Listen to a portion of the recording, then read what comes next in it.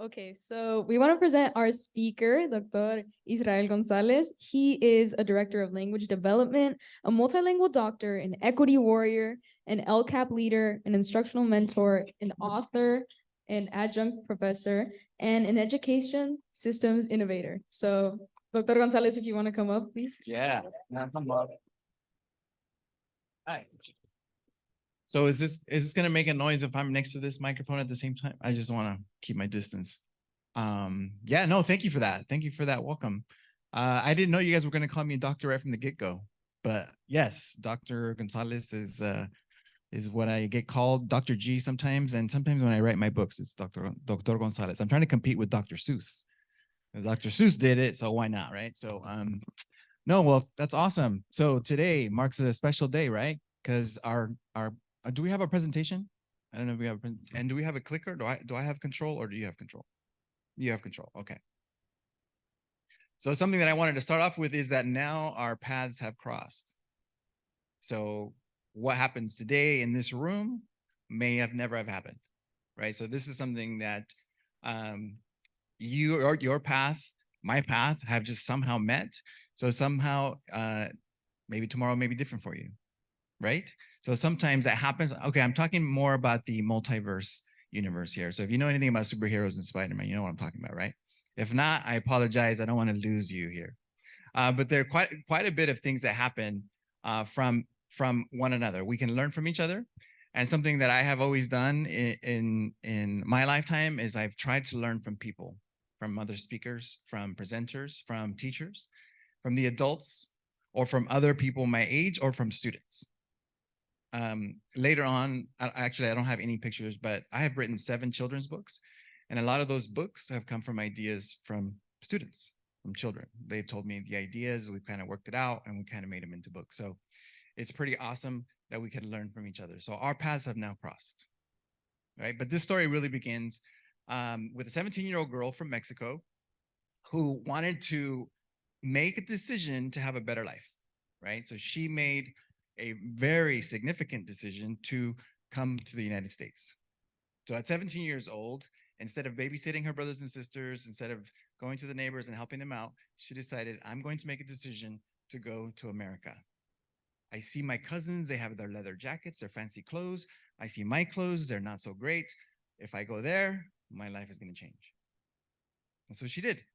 So she saved up some money for 1 week, went to Tijuana, and in Tijuana, she's like, okay, what do I do now? Her family said, you need to jump over these hills. And so there she goes. She walks over the hills. She thought that this was going to be an easy voyage, easy hike. Nope. She got stuck in the middle of the hills. And that's where she stayed. And she didn't want to move because she was tired. She was hungry until a gentleman stopped by and said, if you stay, you die. You need to move. Said, no, no, no. Ya no puedo. Sigan adelante. Right? So if this gentleman wasn't there to move her forward, she might have stayed there. She made the decision, okay, I will go. The gentleman said, I will stay with you. I will make sure that you get to the other side. Now, I'm not talking about an illegal activity here, okay? So we're talking about a story that happens all the time. And this gentleman walked this girl, 17-year-old girl, and made it to America. Later on, they got married. It's so interesting how some decisions make a huge change in the future, right? So one decision today impacts tomorrow. In fact, any of the decisions that you've made in a couple days ago, a couple weeks ago, are probably impacting you now, today. And so that's why I want to emphasize the decisions that we make. So if you go to the next one after this, we make decisions all the time. The decisions that we make impact us all the time. And so it is, let me tell you a little bit about me. I was a migrant student. And if you know what a migrant student, anybody here a migrant student, ever called a migrant student? So if you're a migrant student, you are that student that moves from one city to the next, or one state to the next, or the student that you may see in the summer and you may not see them throughout the year until they come back, right? So those are the migrant students that keep moving. And before I was 10 years old, I was already in 8 different schools. So I had no time to remember teachers. I had no time to remember friends. It was irrelevant. I was going to leave in 2 months or 3 months. Irrelevant. So as a migrant student, those were the experiences that I was having. Now, my mom finally told my dad, listen, and this was because a teacher, no, my mistake, a para-educator, so an instructional aide told my mom, listen, you keep moving and your children are not learning. So you need to stop. You need to tell your husband that if he wants to go, let him go. The family will wait. And it took my mom just a little bit like, should I tell my husband that? Should I do that? And that's what she did. She told my husband, she told my dad, her husband, she said, tú te vas, nosotros nos quedamos. And he's like, well, no, because he has to follow wherever the fields are. And I want to take my whole family with me. Nope. Tú te vas, nosotros nos quedamos. And since that moment, since that decision that my mom made, it has a significant impact on all of us. And there was 6 of us, 6 children. So there was 6 students, 6 children that actually now couldn't learn something at school. I could not remember my teachers' names. I could not remember my teacher's name before that. I have no clue. The town that we settled was Houston. Somebody's from Houston, right? Good job, Houston. Yeah, that was the town that we settled. We finally stayed in one town. And I could remember every teacher from that point on, everyone. So it made a difference of that decision that she made, right? Let me see, is there another slide? I think we're talking more about. So let me check really quickly. I know I only have 20 minutes, so I wanted to talk really briefly. I wanted to see who's, oh, actually, before I go this, can we go back to the previous slide? This means that we're like in the multiverse, okay? So that's the idea of this picture. That's why we're just talking. Because sometimes we make decisions and we're trying to figure out how we make decisions, right? How do we make the best decisions? It's because we talk to our families, right? Our parents sometimes make decisions for us, right? Like, barre la cocina, ahorita, right? So we go. They made the decision for us. Now, we make decisions all the time, but how do we make the best decisions? Sometimes it's people. Sometimes it's the adults. Sometimes it's teachers that we trust, right? Sometimes they come to us in dreams and in visions. Have you heard of that concept where they say dreams come true or your dreams can be a reality, right? There was a time when I was 10, I had just moved to Houston. There was a time that I went into the bus and I saw this beautiful girl. She had long, straight hair. She was probably in the middle school. I was 10, so I was probably 3rd grade, 4th grade. And so nobody wanted to talk to her because she was too pretty. And so all of us were just like, wow, she's amazing. She's like, glow with the sun. Everything was amazing. So I had enough courage one day to just sit in front of her. And I sat in the front seat like this. And then I turned around and I said, hey, is your name Monica?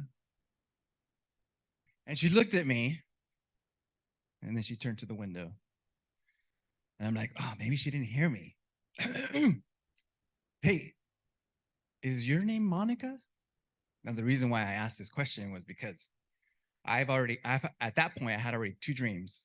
I had 2 dreams that I was playing with somebody or spending a lot of time with somebody named Monica. And I knew this, and in the dream, she also had long hair. And I knew that her name was Monica because her mom called her in. Like, Monica, ya métete, it's time. So that's why I'm like, you know what? It's probably Monica. This is probably Monica. So here I am. Is your name Monica? Can you turn around, kid? I'm like, oh, that was probably not a good idea. So that was my experience with one person that I had the courage to ask, and that's what happened. My friends, of course, laughed after a while. But I had that same dream later when I was 13, and I had it again when I was 15. So it was super, super weird. Now, I met a lot of Monicas in my life. And some Monicas, I was like, nope, don't want to get next to that one. But I just don't know why it kept happening. Super, super weird. Now, when I was in college, my first year in college, my second year in college, I met a girl named Monica. It was super weird. They also called her name from a group. Monica, let's go to Mundo Latino Club. And I'm like, okay. That's how I knew her name. So somehow I ended up meeting her and I ended up marrying her. And now we're 20 something years in. We're 28 years in, still with a person named Monica. Now, is that super weird for me to have this recurring dream over time? And then somehow it became a reality? So that is why I know that decisions that we make sometimes come through dreams. And your dreams really is your subconscious talking to your conscious. So they're just kind of talking, they're having a conversation. And if you actually wake up during one of these dreams, you probably remember. You're like writing things down. No, sometimes we do that. Okay, so who's in the room really quick though? I know I only have 20 minutes, so I'm trying to do this fast. Who's in the room? We have a lot of Latino students, different schools. Let's see if we can do this really quickly. Okay, these two tables right here. So we have 10. Can you guys stand up? This table and that table. I want you guys to see this. It might shock you, it may not. Okay. We have 100% of Latinos in the room. We're doing this in mathematically, okay? So one person is 10%. Okay, so if we had 100, we can do this perfectly. It's not gonna be too perfect. Okay, so graduations. How many Latinos graduate? Okay, 2 of you sit down. 8 will graduate. Okay, how many of them will decide to go to college? Okay, 4 of you, sit down. So you 3, 4. They will decide to go to college. How many of you will graduate? Okay, 2 of you sit down. This is how many in percentage wise are going to graduate college. We're going to have 1 person with a master's or 2 people with masters. You 2 have master's degrees. Can you sit down? Can you sit down? People with a doctorate are less than 1%. And so if I had 100 people, only 1% would be sitting down. I mean, 1 person would be standing, sorry. But I had to make her sit down because she's right now representing 10%. So you're actually less than that. So that tells us something, right? It tells us about what statistics say, what the data says, that not everybody that's going to school right now is going to finish school. Who makes that decision? Who makes the decision if we will continue or not? Right? Think about that. Okay, I'm gonna show you this because it is important. And I know it's kind of small for those of you in the back. So I'm gonna try to explain this. Now, what this is also a study, and it intrigued me because it says that if you are white and uneducated or educated, these are your paths. If you are a minority, like a Latino, then this is your path if you are educated or not educated. And then you also have to think about your children. So this is how we're going to see this. That first person over here where it's the ones up and kind of vertical. So it says whites and other races, ethnicities. Okay, we're going to follow that one, okay? So your parents, if your parents are not educated, how many, just really quickly, how many parents, your parents, have a college degree? Okay, thank you. So only 2 hands, and 2 hands that weren't like this, like real, but only 2 hands.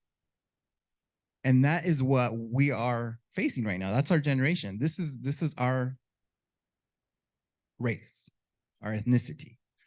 Los Latinos, we typically don't think about education. We think about more survival.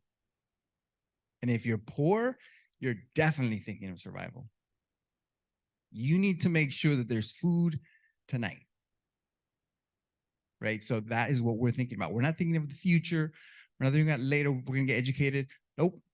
So this is why it's important, because it says if your parent is uneducated, they might make about $47,000 a year. They can probably be a truck driver. They can probably be I don't know, something that doesn't require too much education, right? So 47,000 is the median income. Now, if they have children and they are educated, their children will make, it says 71,000. So their children will make more money than them. If their children are uneducated and they don't go, they're going to make less than them. Now, we're going to keep going because you might have children.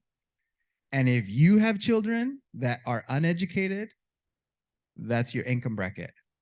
So in other words, your parents' education is going to make a difference in the lives of the children. Does that make sense?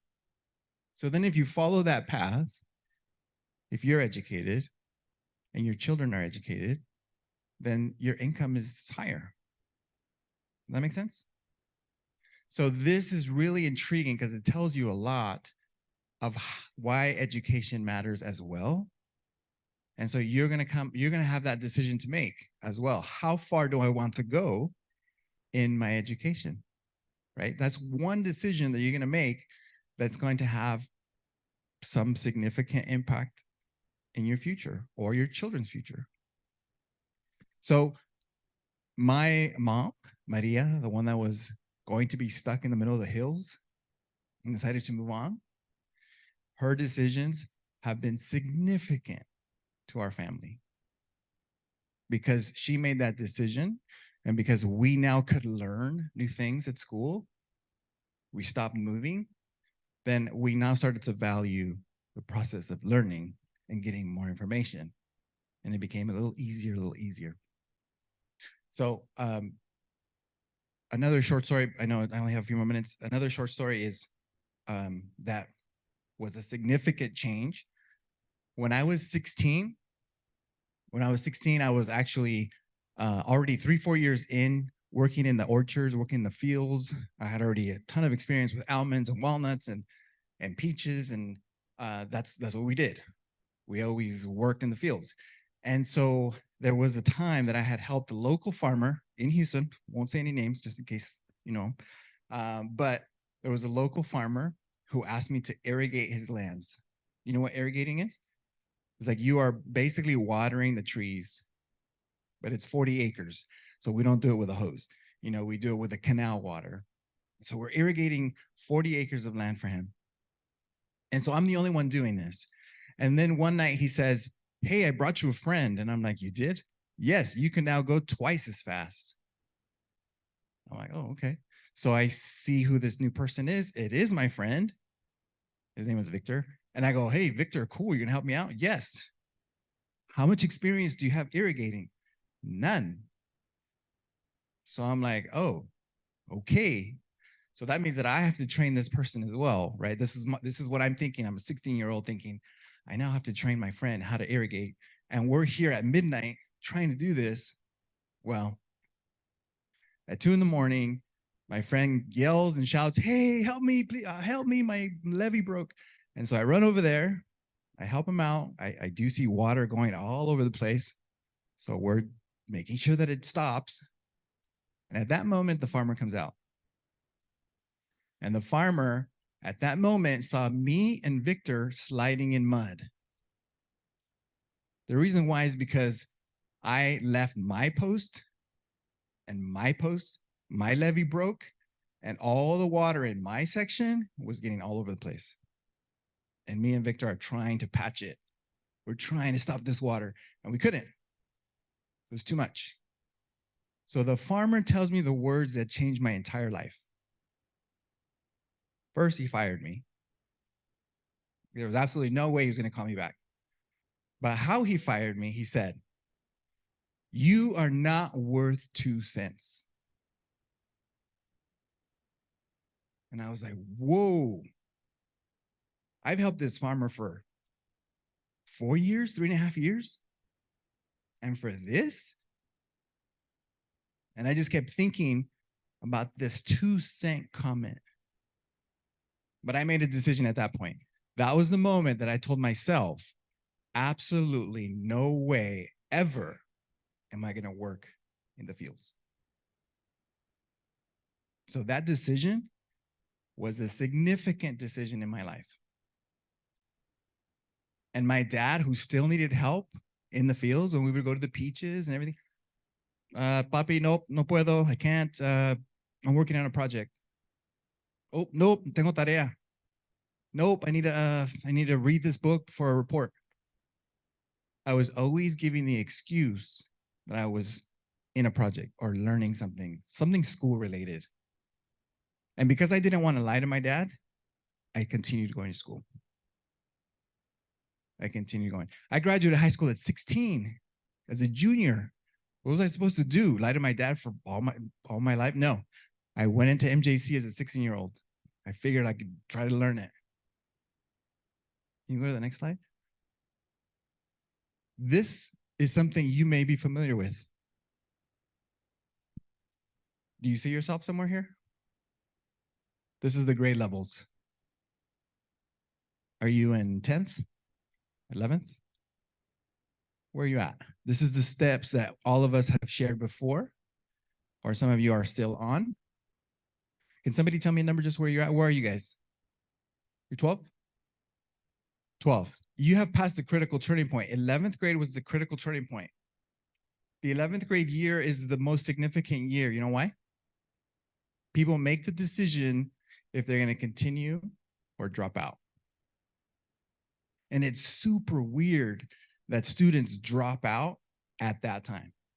They have one more year, one, to get a high school diploma, and they drop out. Why? Why would they make that decision at that point? Pressure? Life got to them? They want to make money? Now?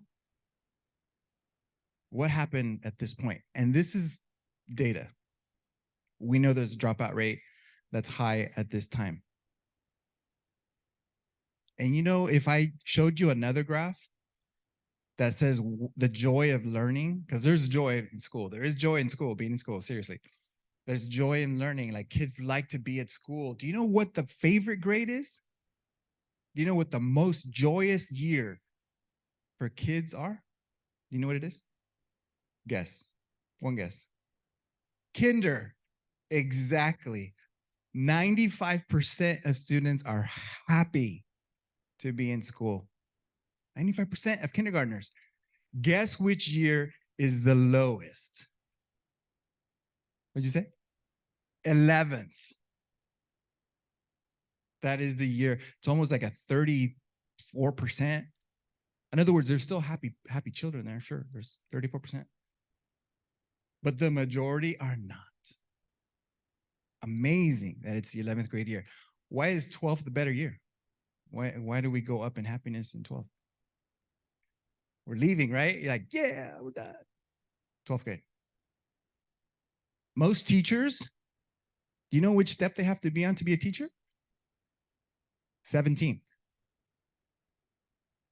They have to pass 13 through 16 to be a teacher. They have to be on 17. How about to get a master's? 18. How about to get a doctorate? They have to be on that last step, 21st. That's where I went. You know why? Because I didn't want to be worth 2 cents. Is that weird? You know what happened when I became a doctor? I flipped the script. Remember when I was telling you that less than 1%? Nationwide, not just Latinos, but nationwide, under 2% are doctors. So instead of me saying, I'm not worth 2 cents, I can say, I am part of that 2%. I had to flip the script. So I can tell you that your decisions that you make, and this is why I'm here today, is just to encourage you to make these great decisions that are going to impact you and your future, that you can continue on this step ladder, that you can get an education, that you can succeed in life, that is all possible with the decisions that you make today. Anyways, that's my time. I don't know if you have questions or anything.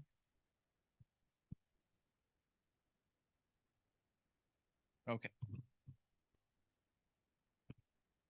This is just in case you guys are on social media. I know none of us are on social media.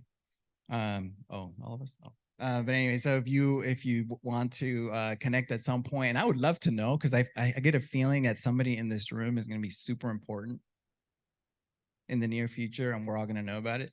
So I would love to hear about you if you made an awesome decision. If today's conversation changes your path, that'd be awesome. That'd be awesome too. Remember this, that our paths have now crossed. So, all right. Well, thank you guys again. Appreciate it.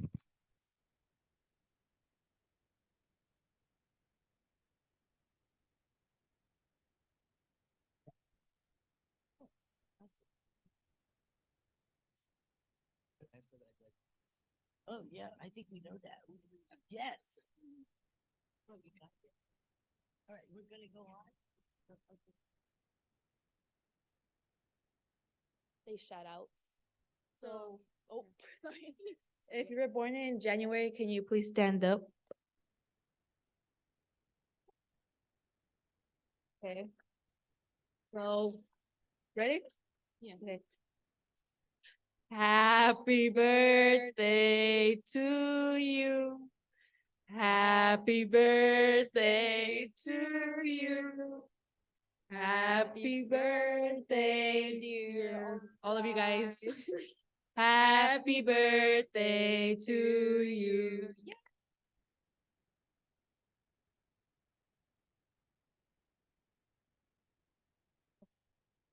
Yeah. Now we're gonna move on to club reports.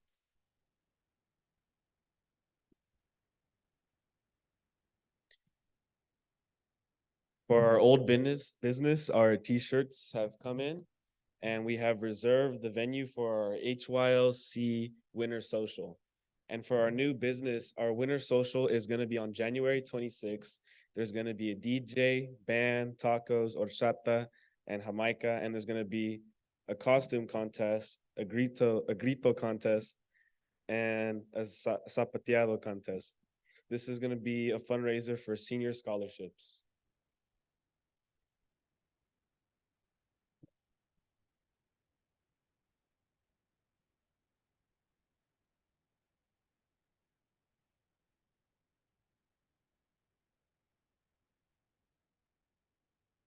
Okay, so he forgot to mention that pretty much every HYLC club is invited, and you are allowed to bring 1+1 with a permission slip and an ID. Anyways, now we're moving on to announcements. So we have our speech contest, and there's 3 different levels. You have the one where you present here, and then the one where you present, you do a club level, a semifinal, and then the finals. So talk to your advisors for more information on that one. And then next one. And then, and then these are just the schools that are hosting for the next few, or the last 3 months. So we have next month is Manteca, and then Gregory, and then we have Buchan. I don't know. Anyways, for the Buhack. Okay, next. Okay, and then our upcoming events. So obviously Houston is hosting an HYLC dance. So talk to your advisors about that too. And then we have the Cesar Chavez Youth Leadership Conference at UC Davis. And then we have our spring park cleanup. That more information on that coming soon, I think. Yeah. And then next. Oh, next. Oh, follow us on Instagram. Next. That's the next meeting date. Next. Okay, dinner. Go eat.